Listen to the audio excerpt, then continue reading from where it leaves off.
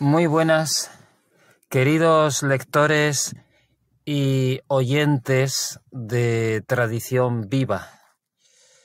Quiero empezar mis audios, quiero comenzar mi serie de audios con una breve reflexión sobre los derechos naturales y los derechos humanos. Los derechos naturales del hombre dimanan directamente de su condición de criatura hecha a imagen y semejanza de Dios, de su Creador. De entre los seres de la naturaleza, de cuantos habitan y adornan la creación, es el hombre el más digno de cuantos poseen un cuerpo, una existencia terrena. Toda consideración sobre los derechos naturales del hombre procede o debe basarse en esa especial dignidad que tiene el ser humano. El ser humano no es de entrada un simple individuo, un trozo de carne al que se le ha asignado un espíritu. El ser humano es, antes que nada, una persona, desde su propia concepción, desde que un gameto masculino fecunda al gameto femenino. A partir de ahí surge la persona. Hablar de los derechos naturales es hablar de la propia esencia de la persona. Hay quien considera que los derechos humanos proclamados por una asamblea en 1948 son el fundamento último, principal de todo lo que haya que defender en el ser humano. En realidad, la Declaración Universal de la Asamblea General de la ONU de 1948 es un jalón más en una larga historia de declaraciones y reflexiones sobre los derechos naturales del hombre, de la persona humana. Nosotros consideramos que esta declaración de 1948, si es absolutizada, desconectada de la tradición grecorromana y cristiana, puede ser la principal arma para acabar con la persona y con el hombre. Con el hombre como ser racional, libre, digno, dotado de un alma inmortal y llamado a un destino trascendente, un destino que trasciende este propio mundo terrenal. ¿Por qué lo decimos? Pues porque es una declaración que parece abierta.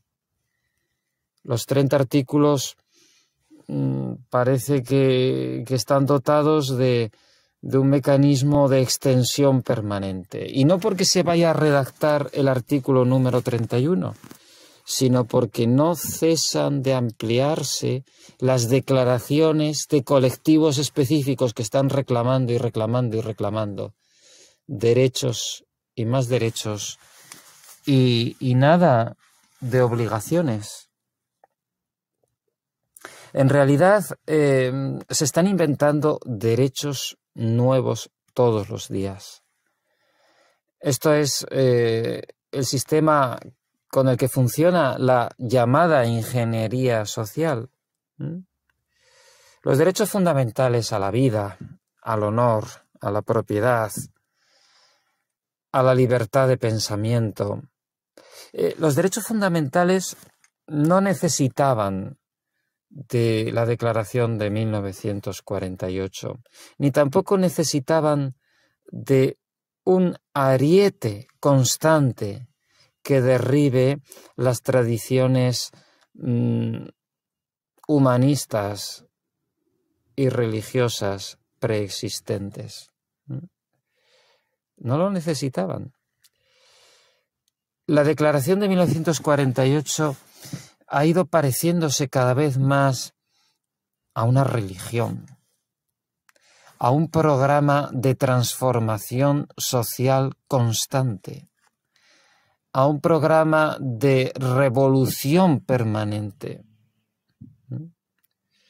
Bastaría con considerar la dignidad de la persona, tenerla siempre bajo custodia y como eje principal de nuestras preocupaciones filosóficas, jurídicas, políticas, para tener esa tranquilidad espiritual que el mundo requiere, y especialmente Occidente.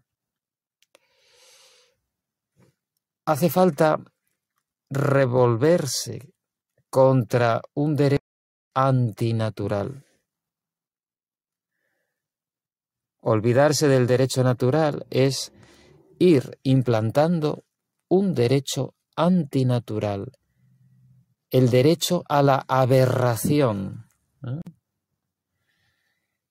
No nos extrañe el ataque a la vida, no nos extrañe el constante minar y socavar la fuente de cualquier derecho y de cualquier orden moral, social, jurídico, que es la propia vida.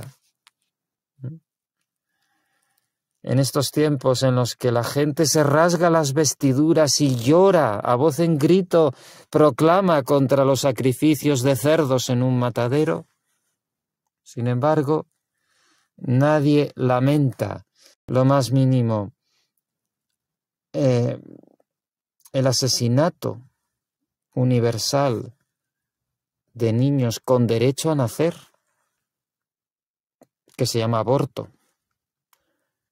y que eufemísticamente ahora se llama interrupción del embarazo, o el suicidio legal, la muerte asistida y auxiliada por terceras personas que se van a llevar al otro mundo a los más débiles, a los que no pueden racionalmente o físicamente dar marcha atrás a una decisión fatal. No hay derecho si no hay protección a la vida. Debemos pensar en esto. Bueno, muchas gracias por escucharme. Un saludo de Carlos Blanco.